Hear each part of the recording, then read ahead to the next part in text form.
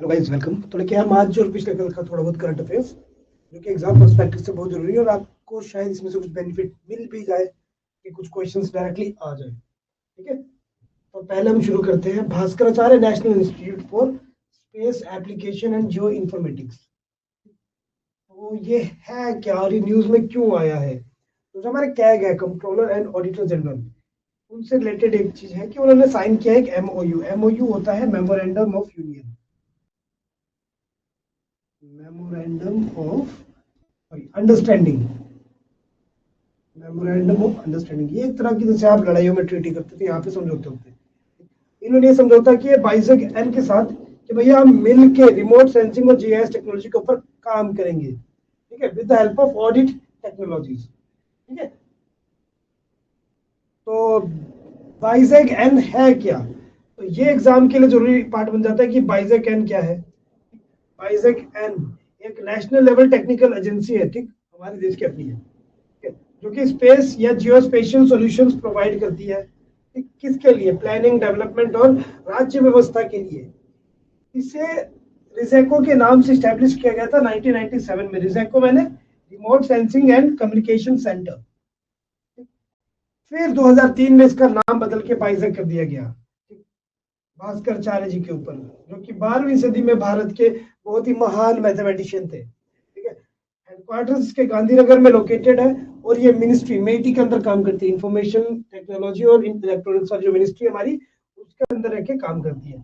ठीक है, ऑब्जेक्टिव रहेगा इनका कि भैया जियो स्पेशल सैटेलाइट्स, जियो स्पेशल और सैटेलाइट्स की जो टेक्नोलॉजी है उस पर ये लोग काम करेंगे। किस लिए? ठीक है, तो डिजिटल इंडिया एक आया था, पीएम गति शक्ति आया था, इस तरह के और भी जितनी स्कीम्स या प्रोग्राम्स है उनसे रिलेटेड चीजों के लिए। ठीक, तो ये पहला जरूरी है। बस ये कुछ ये पॉइंट्स है, ये वाले पक्का याद कर लेना बाइसेक के बारे में, और किसके द्वारा है? कैग के द्वारा। ठीक है,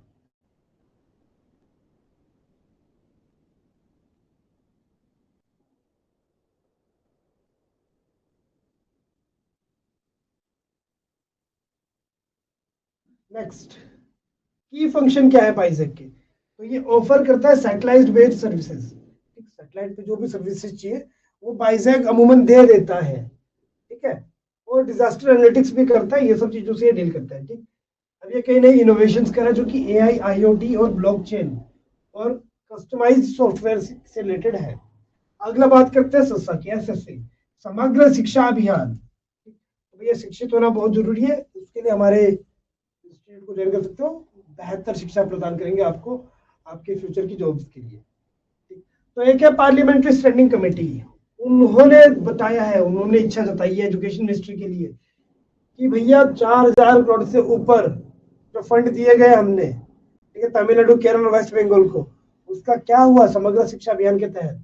ठीक है, तो इन्होंने बोला कि भाई तुम, हो सकता है तुम कुछ गलत करो। अच्छा, पहले एसएससी की बात करते हैं। ये एक सेंट्रली स्पॉन्सर्ड अम्ब्रेला स्कीम है। ठीक है, कब से? इन बच्चों के लिए, प्री स्कूल से लेकर 12वीं तक के सब बच्चों के लिए 2018 में एसएससी क्या शुरुआत की गई थी।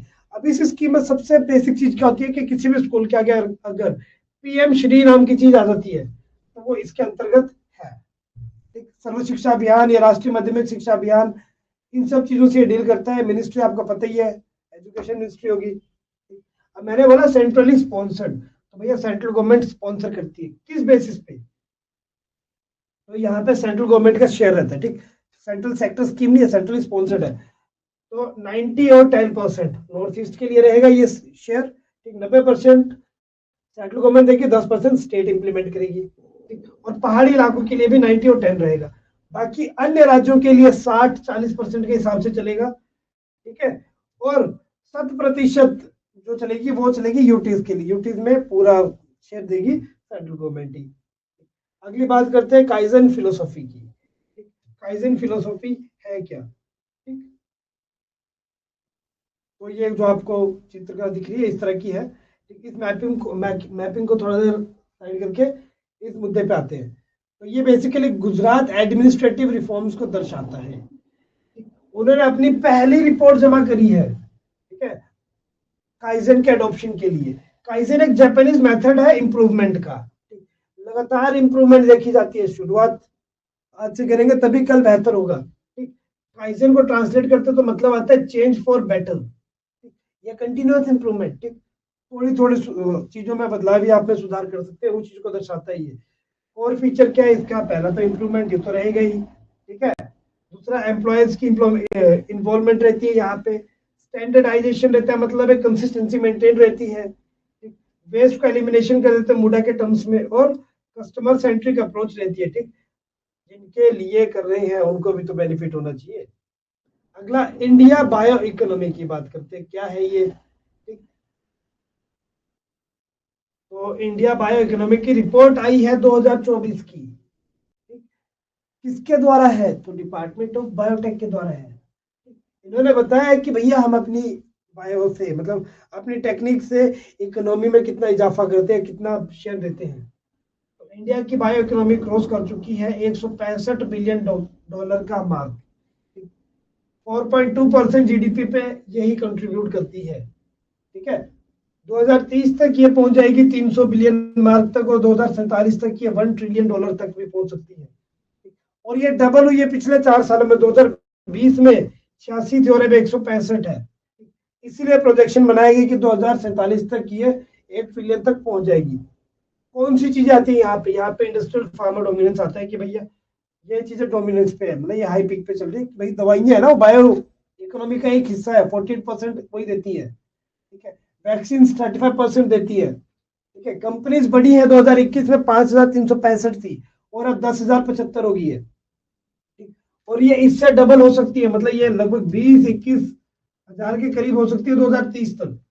ठीक, जो कि काफी बेहतर चीज है। आप स्टेट्स कौन कौन से सबसे ऊपर, तो महाराष्ट्र, कर्नाटका, तेलंगाना, गुजरात और आंध्र प्रदेश, ये 5 स्टेट 2/3 हिस्सा देते हैं। याद रखना, 5 स्टेट 2/3 देते हैं। नॉर्थ ईस्ट इंडिया और ईस्टर्न स्टेट्स की बात करते हैं तो वो परफॉर्मेंस से कम काम कर रहे हैं, 6% से भी कम है उनका मिला के। ठीक, अब यहाँ पे एक चीज आती है बायोसारथी मेंटरशिप इनिशिएटिव। ये क्या है, ये इसी चीज से डील करता है नॉर्मली, इसको ज्यादा डीप नहीं जाएंगे, नोट से इंपॉर्टेंट। अगला बात करते हैं भीम 3.0 की। ठीक, तो गूगल पे तो सभी चलाते हैं। ठीक, तो भीम क्या है, इंडिया का अपना वाला सिस्टम, पेमेंट सिस्टम। तो एनपीसीआई जो है उसने भीम सर्विसेज लिमिटेड के बारे में बताया है। भीम सर्विसेज लिमिटेड क्या है, ये एनपीसीआई की एक सब्सिडियरी है, इसका एक अंश है, छोटा छोटा सा। एनपीसीआई माने national payment corporation of India. ठीक है, भारत इंटरफेस ऑफ मनी, यही तो भीम का फुल फॉर्म है। इसका 3.0 ऐप वर्जन आ गया है। ठीक, मतलब तीसरी बार अपग्रेड हुई है ये ऐप। ठीक है, ये अपग्रेडेड वर्जन है भीम का। भीम करता है क्या, यूपीआई से मतलब डील करता है यूपीआई पेमेंट से, और इसको 2016 में लॉन्च किया गया था कि आपकी पेमेंट्स को सिंपल बनाया जाए। जेब में 10 रुपए रखे गुम हो जाते हैं कई बार। ठीक है, गूगल पे में रखो खर्च हो जाएंगे, गुम होने का पता ही नहीं लगेगा, यूज हो जाएंगे वो। ठीक है, अब 3.0 में क्या है, 3.0 थोड़ा अपग्रेडेड वर्जन है, क्योंकि यहाँ पे सिक्योरिटी ज्यादा दे दी है, एक्सेसिबिलिटी दे दी है, 15+ भाषाओं में उपलब्ध ही है। ठीक है, तो पहले हिंदी वाले हिंदी में चल रहे थे, इंग्लिश वाले हिंदी में, मराठा वालों को दिक्कत होती है, मराठा में भी आ जाएगा। ठीक है, दूसरा ये स्प्लिट एक्सपेंसेस बताया कि भैया यहाँ पे इतना खर्चा करना था, हो गया, आप दूसरी जगह वाले में देखो। स्पेंड एनालिटिक्स बताया कि तुमने कहाँ पे कितना खर्चा किया, ताकि तुम्हें रिमाइंडर मिले, और जो पेमेंट्स है तुम्हारे उसका भी रिमाइंडर देगा कि भाई इस वाले को पेमेंट करनी थी आज, कर दो नहीं तो मैं करता हूँ। अगली बात करते हैं सहयोग पोर्टल की। What do you mean by सहयोग पोर्टल, तो ये ऑनलाइन ही होगा कुछ। ठीक, तो एक्सकोप जो है, जो पहला ट्विटर के नाम से जाना जाता था, ठीक, उससे उसको अब एक्स बोलते हैं, एक्सकोप। ठीक, उसने फाइल किया है लॉसूट हाई कोर्ट में इंडियन गवर्नमेंट के खिलाफ कि भाई तुम्हारी सरकार हमारे साथ कुछ तो कर रही है। तो ये है सेक्शन 9 ऑफ आईटी एक्ट के तहत इन्होंने किया है, 2000 की एक्ट है। ठीक, जो नया पोर्टल इंट्रोड्यूस किया गया सहयोग पोर्टल, उससे रिलेटेड है ये। तो एक्स ने क्या बोला है, ठीक, ट्विटर का नया नाम, उसने क्या बोला है, उसने बोला है कि जो कंटेंट रेगुलेशन ऑर्डर है, ठीक, वो 69A के तहत इशू किए जाने चाहिए थे, आईटी एक्ट के तहत। ठीक है, और सहयोग पोर्टल जो है उसे लॉन्च किया था मिनिस्ट्री ऑफ होम अफेयर्स ने, कोलैबोरेट करके गवर्नमेंट एजेंसी के साथ और सोशल मीडिया के साथ, साइबर वर्ल्ड या साइबर स्पेस से उसको मतलब सिक्योर करने के लिए। ठीक, और यहीं पे दिक्कत आई है कि ये लोग अब शायद उनकी बात नहीं मान रहे, और ट्विटर है भाई वो, कुछ भी कर सकता है। ठीक है, अगला 5 years of national technical textile mission.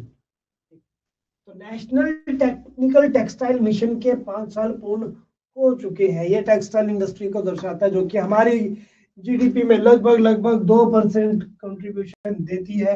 Globally 3.9% का इसका शेयर रहता है। ठीक है, 2030 तक प्रोजेक्शन है कि $350 बिलियन तक ये अपना हिस्सा प्रदान कर देगी। ठीक है, तो ये किसी भी देश के लिए बहुत जरूरी होता है टेक्सटाइल सेक्टर। हमारे देश के हिसाब से बात करेंगे तो छठे नंबर पे आता है हमारा देश टेक्सटाइल सेक्टर के हिसाब से।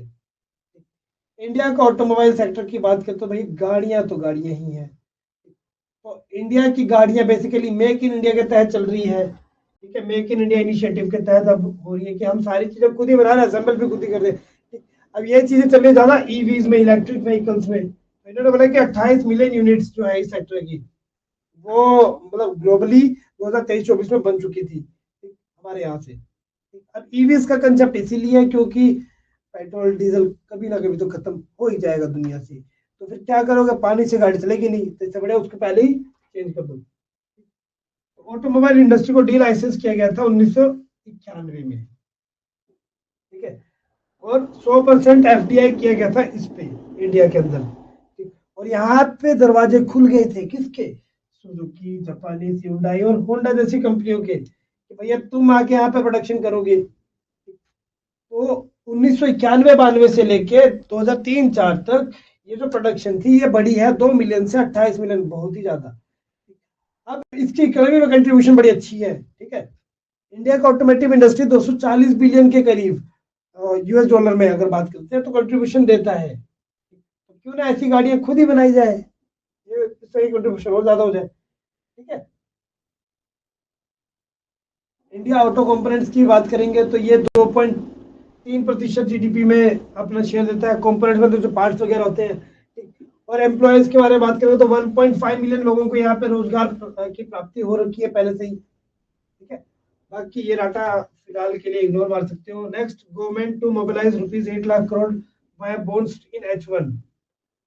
गवर्नमेंट ने बोला कि 1 लाख करोड़ 8 लाख करोड़ रुपए का जो अमाउंट है, बॉन्ड है, वो हम H1 के फर्स्ट हाफ में बेसिकली हम उसको मोबिलाइज करेंगे, मतलब ट्रांसफर कर देंगे एक जगह दूसरी जगह। नॉट सो इम्पोर्टेंट, पर यहाँ पे कुछ टर्म्स जो इम्पोर्टेंट है, जैसे एक है यहाँ पे आपका ये सॉवरेन ग्रीन बॉन्ड्स, SGRBS क्या होता है, इस तरह की चीजों को एक बार देख लेना अच्छे से। ठीक है, नेक्स्ट DCS सिस्टम की बात करते हैं, डिजिटल क्रॉप सिस्टम। ये क्या है, ये मिनिस्ट्री ऑफ एग्रीकल्चर और फार्मर्स वेलफेयर के द्वारा है। उन्होंने इंट्रोड्यूस किया है DCS, digital crop survey system. ये basically real time data collect करेगा, कर्वे जो भी सॉन्ग किए गए, मतलब गाए गए, उसको मतलब उसकी जो प्रोसेस हुई उस चीजों की, डायरेक्टली फील्ड से, खेतों से, मोबाइल इंटरफेस के द्वारा, ताकि एक एस्टिमेट लगाया जा सके कि भैया प्रोडक्शन कितनी हुई, कितना आगे फ्यूचर में होगा, क्या इंप्रूवमेंट करनी पड़ेगी, इन सब चीजों के बारे में। अब कैबिनेट ने एक चीज और करी, हमने कल देखा ही था कि उन्होंने 24% एमपीज एमएलए की तनख्वाह बढ़ाई थी।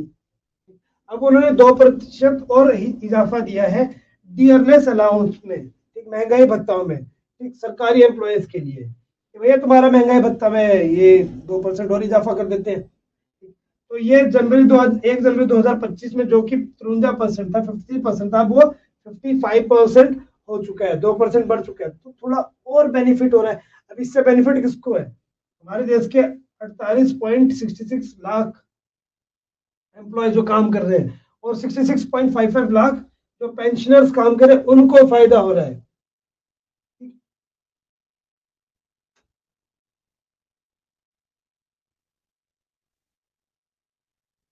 हाँ, JSW स्टील की बात करते हैं। JSW जो हमारे सज्जन जिंदल जी की कंपनी है, ठीक, वो विश्व की हाईएस्ट वैल्यूड स्टील मेकर बन चुकी है। ठीक, 30 बिलियन से ज्यादा का उसका मार्केट कैपिटलाइजेशन है। तो बस इतनी सी चीज इसमें याद रख लेना कि कौन सी कंपनी, JSW स्टील, किसके द्वारा, सज्जन जिंदल के द्वारा।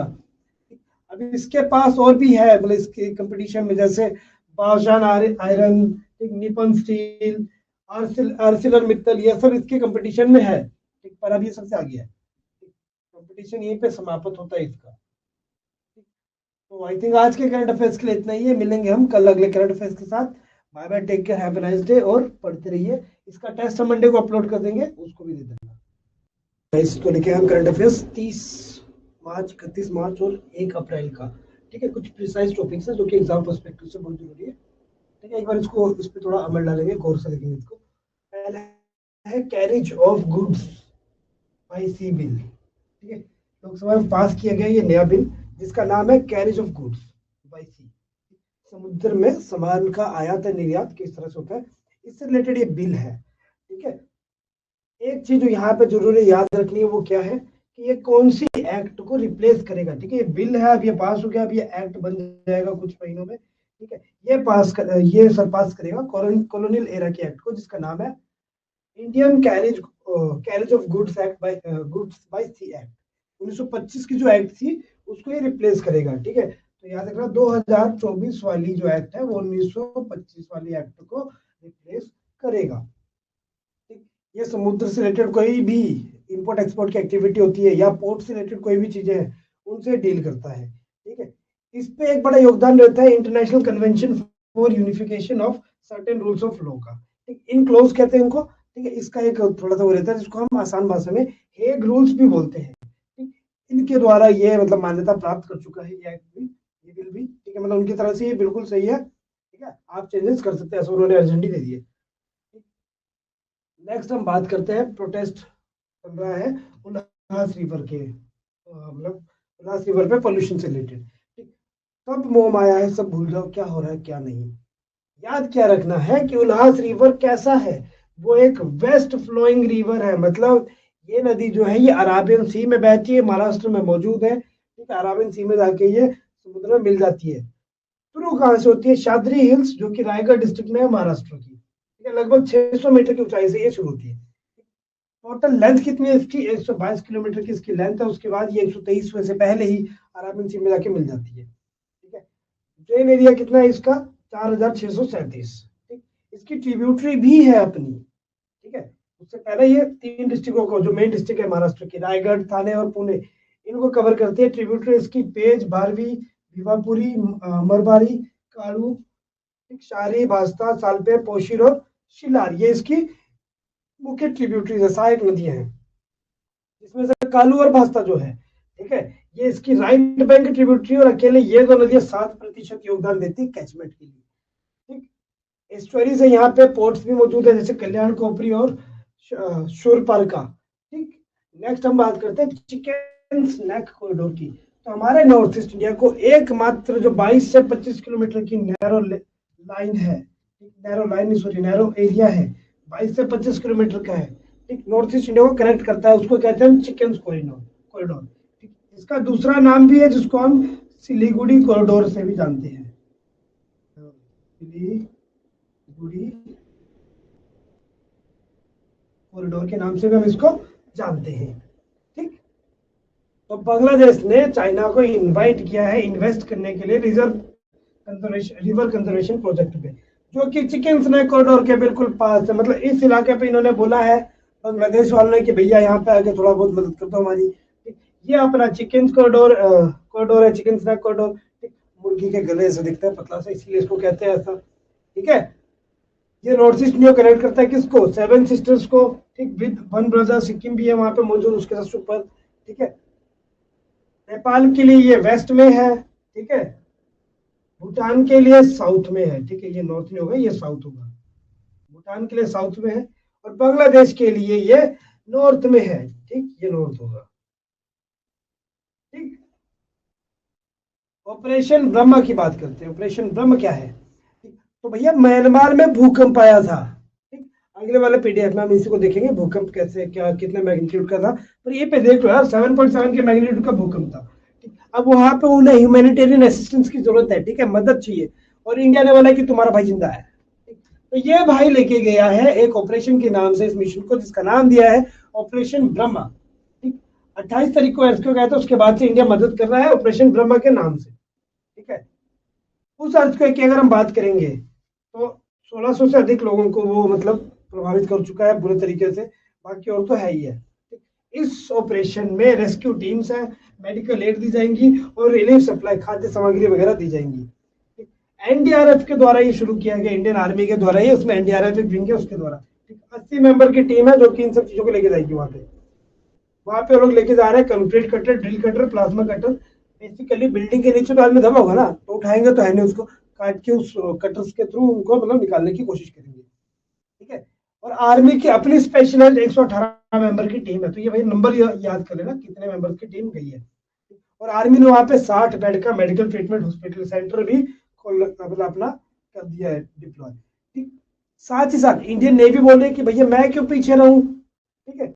उन्होंने आईएनएस सतपुरा और आईएनएस सावित्री को भेज दिया वहां पे, भैया तुम भी जाओ, तुम भी मदद करो।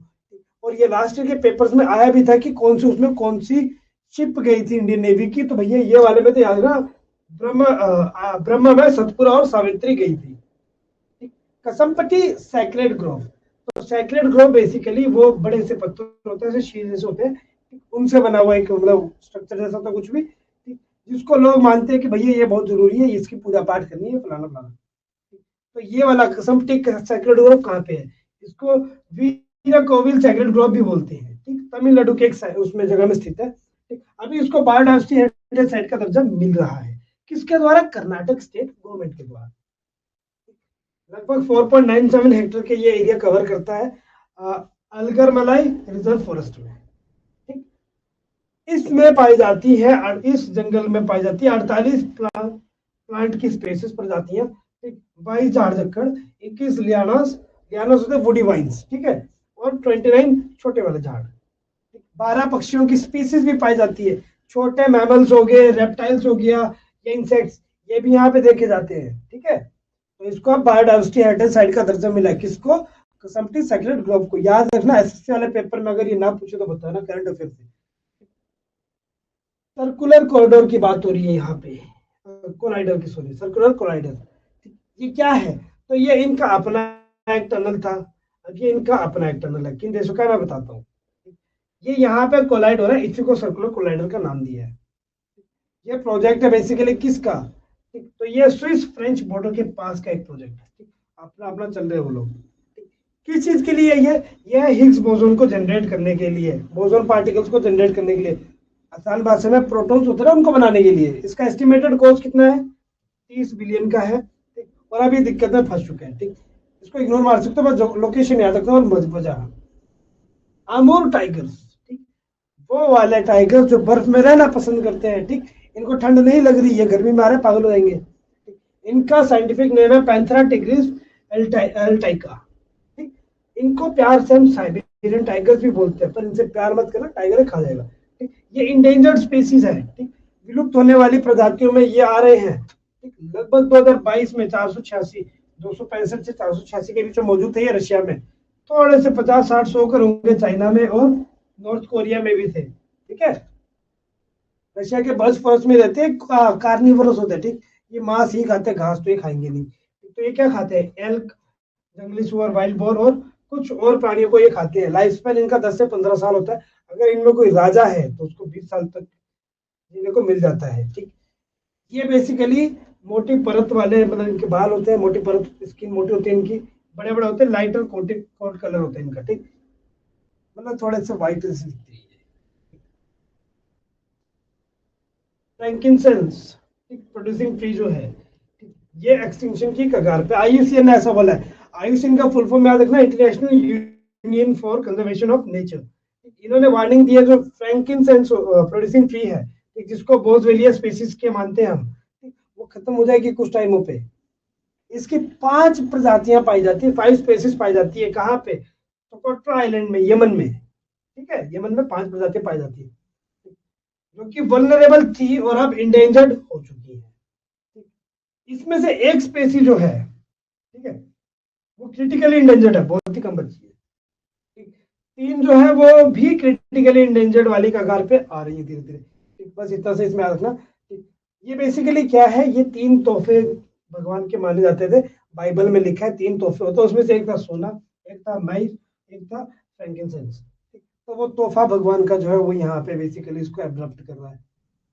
जियो स्टेशनरी ट्रांसफर ऑर्बिट, इसको आप ऐसे मतलब for the time being ignore मार सकते हो क्योंकि ये अभी डेवलपिंग वाली चीज है, ठीक है। जब भी इंपॉर्टेंट हो जाएगी हम इसको कवर कर लेंगे, 1-2 हफ्ते में आ जाएगी ये, ठीक है। हाँ बस ये याद रखना कि जियो स्टेशनरी ट्रांसफर ऑर्बिट के अनुसार, ठीक। पेरिगी क्या है, पेरिजी जो है, या पेरिगी जो है वो क्लोजेस्ट अर्थ पॉइंट है, अर्थ के सबसे नजदीक का पॉइंट है, ठीक है। 180 से 200 किलोमीटर ऊपर अर्थ से। और एपोजी क्या है, एपोजी फारदेस्ट पॉइंट है जो कि लगभग 36,000 किलोमीटर बोल सकते हो, ठीक है, जहाँ पे ऑर्बिट कर सकते हैं। जीन बैंक की बात करते हैं, जीन्स तो आपको पता ही है, ठीक। क्या होती है जीन्स, होते हैं बेसिकली वो जो मतलब हेरिडिटी को जो आगे इवॉल्व करती है चीजें, वो जीन्स होती है, ठीक। जीन बैंक में क्या है, तो यहाँ पे इंसानों की तो बात नहीं हो रही, प्लांट्स के लिए, ठीक। मान लो जो आप गोभी खाते हो आजकल को ना मिले तो, पर जीन बैंक से मौजूद है। जीन बैंक एक स्टोरेज फैसिलिटी है जो कि प्रिजर्व करता है बीजों को या पोलन्स को या प्लांट टिश्यू को, ताकि उसको बाद में भी एक्सटिंक्शन से बचाया जा सके, ठीक है। तो गवर्नमेंट ने अनाउंस किया है अपना second gene bank, national gene bank, ठीक, जिसमें 10 लाख क्रॉप के जर्म प्लाज्म को स्टोर किया जाएगा, ठीक। ये वो एक इनिशिएटिव था इन्वेस्टिंग फॉर इनोवेशन, उसके तहत किया जा रहा है, बजट में था अपने 2025-26 के। तो ये तो भाई एक इम्पोर्टेंट एस्पेक्ट बन ही जाता है बजट के पर्सपेक्टिव से भी, ठीक। इंडिया का पहला जीन बैंक बना था 1996 में, आईसीएआर के द्वारा, जिसको national bureau of plant genetic resource के नाम से भी मतलब देखा जाता है, ठीक। जो सेकंड लार्जेस्ट जीन बैंक है दुनिया का, ठीक, वो है मतलब उसके, उसका नाम बेसिकली मतलब लार्जेस्ट वाले का नाम याद रखना। लार्जेस्ट है जो उसका नाम है सावेलबर्ग ग्लोबल सीड वॉल्ट, नॉर्वे में। सेकंड लार्जेस्ट जो वाला वो है अपना नेशनल जीन बैंक इंडिया वाला, ठीक है। बिम्स्टेक एक मीट है, एक समिट है जिसमें भारत के पीएम जाएंगे 3-4 अप्रैल को। बिम्स्टेक का फुल फॉर्म याद रखना, बे ऑफ बंगाल, ये बी से bay of Bengal initiative for multi sectoral technical and economic cooperation, BIMSTEC, ठीक है। ये साउथ एशिया और साउथ ईस्ट एशिया के देशों को कनेक्ट करने का एक मौका देता है कि भाई हम मिलके कुछ करें, ठीक है। ऐसे तो हम अकेले अकेले बहुत कुछ कर लेंगे, मिलके करेंगे तो ज्यादा बेहतर होगा, ठीक। इसको इस्टेब्लिश किया गया था बैंकॉक डिक्लेरेशन के द्वारा 1997 में, ठीक, जस्ट मेरे बर्थ के टाइम पे, ठीक। साउथ एशिया से अगर हम बात करते हैं, बांग्लादेश, भूटान, इंडिया, नेपाल और श्रीलंका, ठीक, ये देश शामिल है। बीबीआईएनएस साउथ एशिया से। और साउथ ईस्ट से है एमटी, म्यांमार एंड थाईलैंड, दोनों जगह पे अभी भूकंप का खतरा है, ठीक। म्यांमार तो झेल रहा है, थाईलैंड को भी थोड़ा बहुत खतरा है, ठीक। हाँ, एसबीआई के चीफ जो थे सी एस शेट्टी, उनको अपॉइंट किया गया chairman of Indian banks association. IBA का जो नया चेयरमैन है वो है एसबीआई के चीफ सी एस शेट्टी, ठीक है।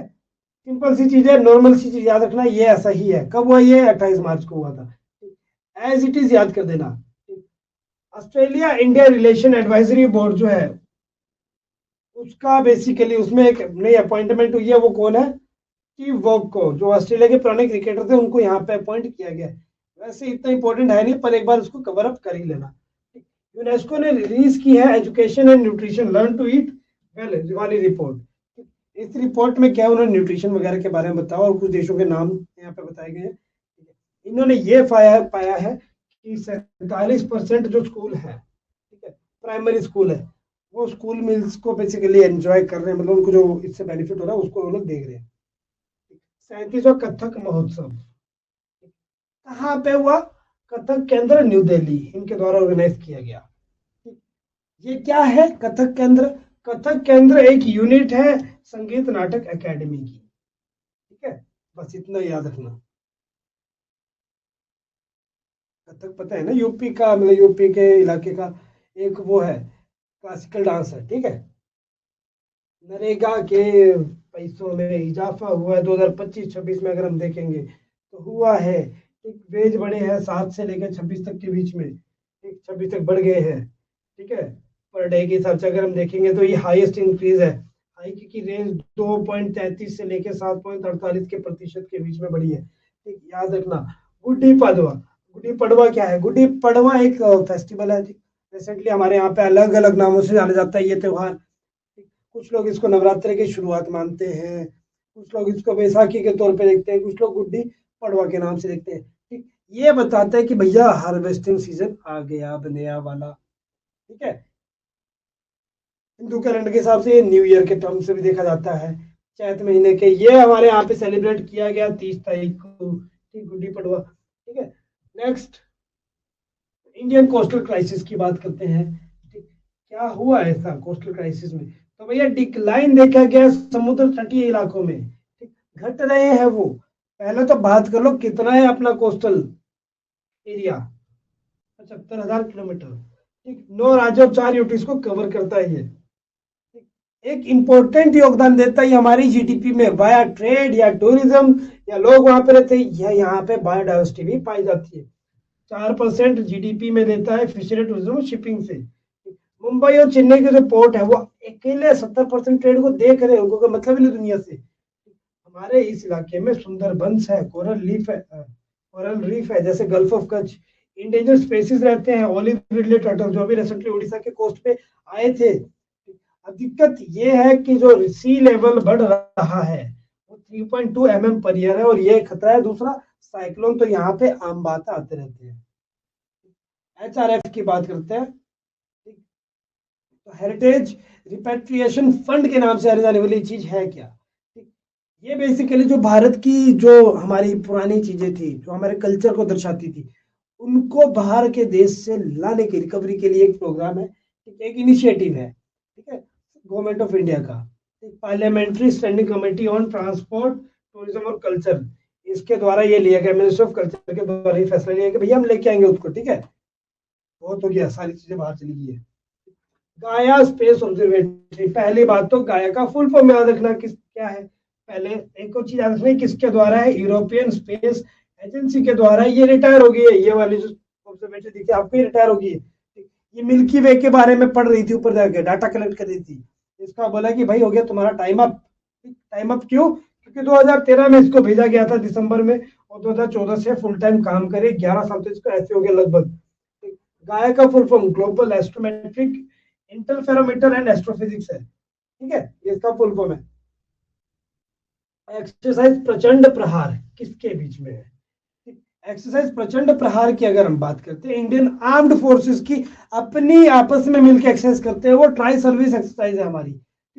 ये बेसिकली इस बार की जा रही है। 3488 किलोमीटर का जो हमारा बॉर्डर है, लाइन ऑफ एक्चुअल कंट्रोल वाला, उसके लिए कि भैया ये लोग यहाँ पे कुछ ना कुछ गड़बड़ कर सकते हैं चाइना वाले, तो यहाँ पे एक बार इनको डेमो देते हैं। ठीक, ये वो डेमो है। कहाँ पे हो रहा है? इसलिए ये अरुणाचल के ऊंचे इलाके पे। ठीक है, किसके द्वारा? ईस्टर्न एयर कमांड के द्वारा इसको ऑर्गेनाइज किया गया है। आर्मी, एयरफोर्स और नेवी और उनके सारे जो रिसोर्सेज जो इंपॉर्टेंट वाले हैं, उनको वहां पे लगाया गया as a simulating warfare, future warfare के टर्म्स में, कि भैया हम उनको दिखाते हैं कि हमारे पास क्या क्या है, ताकि वो थोड़ा तो डरे। 2014 में सिमिलर 24 में सिमिलर एक्सरसाइज हुई थी नवंबर में, जिसको एक्सरसाइज पूर्वी प्रहार बोलते थे। ठीक है, नग एंटी टैंक मिसाइल की बात करते हैं। नाग एंटी टैंक मिसाइल के लिए बेसिकली सरकार ने साइन किया है कॉन्ट्रैक्ट 2500 करोड़ का। इसको डेवलप कौन करता है ये जरूरी है। सरकार ने जितने पैसे दिए हमें कुछ नहीं मिलने वाला। हमें जो मिलेगा वो इस चीज को याद करके नौकरी है। किसको? कि इसको डिजाइन कर रहा है, डेवलप कर रहा है डीआरडीओ। डीआरडीओ के उसमें भारत डायनेमिक्स लिमिटेड ये कर रहा है। ये एक ट्रैक्ड वर्जन है किसका? नाग एंटी टैंक गाइडेड मिसाइल का।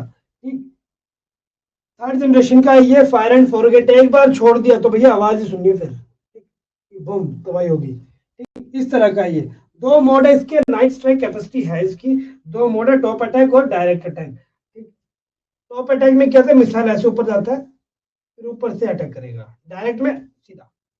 रेंज है इसकी 500 से 400, 500 मीटर से 4 किलोमीटर की। ठीक है, तेजस एलसीए की बात हुई है तो इसके जो जेनरिक इलेक्ट्रिक्स थे उन्होंने इसके इंजन की बात बोली कि भैया हम दे देंगे तुम्हें, हिंदुस्तान एरोनॉटिक्स लिमिटेड को, कि भैया हम तुम्हें दे देंगे ताकि तुम अपनी प्रोडक्शन बढ़ाओ। ठीक है, तो अप्रैल में ये पहुंच जाएंगे इंजन हमारे पास कुछ। ठीक है, हम मतलब टारगेट है कि 2025 में 12 जो तेजस मार्क 1 के जो फाइटर जेट्स है, इनको हम प्रोड्यूस कर लेंगे। ठीक, ताकि हमारी एयरफोर्स थोड़ी और ज्यादा स्ट्रोंग हो जाए।